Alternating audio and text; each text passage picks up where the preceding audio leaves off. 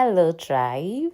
In today's video we'll be making this moist delicious banana bread. Guys, you don't want to miss it, and it is a very easy recipe to make. So in your bowl, you're going to be putting your flours. So I'm using 1.5 cup of flour here, and I'm just going to sieve the flour, just to get the air into the flour.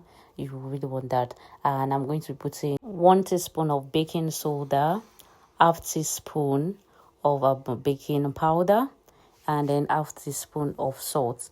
So just putting in my dry ingredients in one bowl, and after sieving it, I'm going to mix them together. You want to mix them very well, to make sure it's consistent. And in another bowl, I'm going to be putting my brown sugar. So I'm using half cup of brown sugar here, depending on your taste. If you're a very sweet mouth person, you can add more, but I would advise you go for just little. And if you don't have brown sugar, you can just use white sugar and cinnamon. And I'll be using 3 big bananas here. One thing about banana bread, the more soft the banana is, that's how moist it's going to be. Everything has to do with the intentionality with your ingredients and how you mix it. So I'm going to be mashing the 3 bananas here. Mash it well. If you don't have this mashing instrument I'm using, you can use your fork. Yeah, you can use your fork to just mash it. Make sure you mash it very, very well. You don't want to be seeing a big bulk of banana in your bread. Then after doing it to this consistency, you're going to just take your brown sugar, the one you put aside before, add it to the banana, and you're going to add 2 medium eggs. Yeah, 2 medium eggs is fine. And after adding that, you mix it together very, very well. Make sure you mix it very well. You can use a cinnamon. Like I said, if you don't have brown sugar, you can use white sugar. It's just for the taste. And some people also add nutmeg. But when you add nutmeg to it, nutmeg taste, it's just going to carry all the flavors.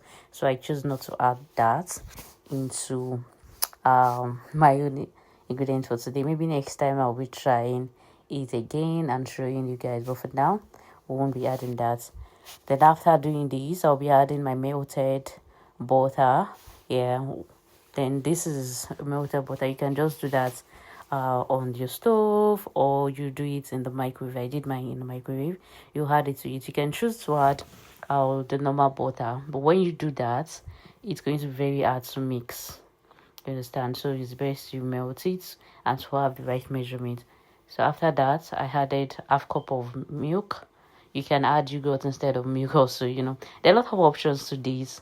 Yeah, there's no stereotype to it.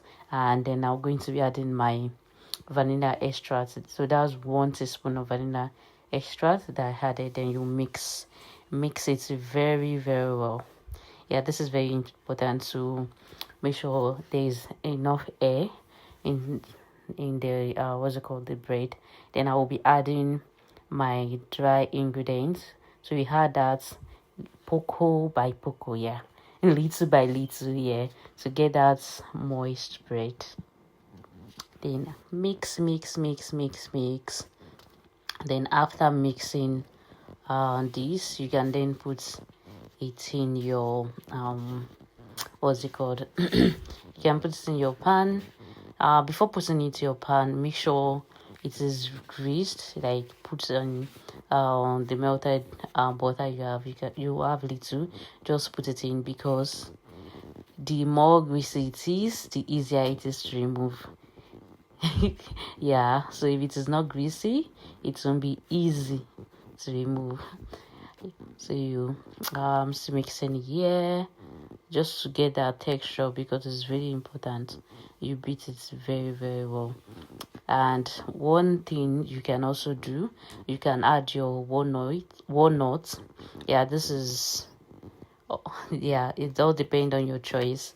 So if you want that different look, you can add your walnuts, and some people also choose to add your coconut chips but come on, that would be too sweet. But you can choose to add that anyways, and then mix. Like I'm still mixing. You can see I'm taking longer time to mix this and to show you how much I'm mixing it little by little, and to show you the consistency we have at the end of the mixture. Is not too watery and it's not too thick. Then I'm going to pour it in my pan. So I have two pan here. I have this one for the bread, and then I have a small pan for the cake. And make sure when you're pouring it into the pan, it's not too full, so it doesn't overflow in the oven and it's spilled out. Yeah, so this is what mine looks like, and this is what the second one looks like. And guys, this is what we have. God, this is really delicious. Like, I really love it, and I'm going to be making another one very soon, definitely, because we finished this in 2 days. Yeah, you can choose to put yours in the fridge. It's going to be really sweet when it's cold. Yeah, don't tell anybody I told you that. So guys, if you've not subscribed to our channel, please make sure you subscribe. Please like and drop a comment, because that comment, it really means a lot to me. Yeah, so drop a comment.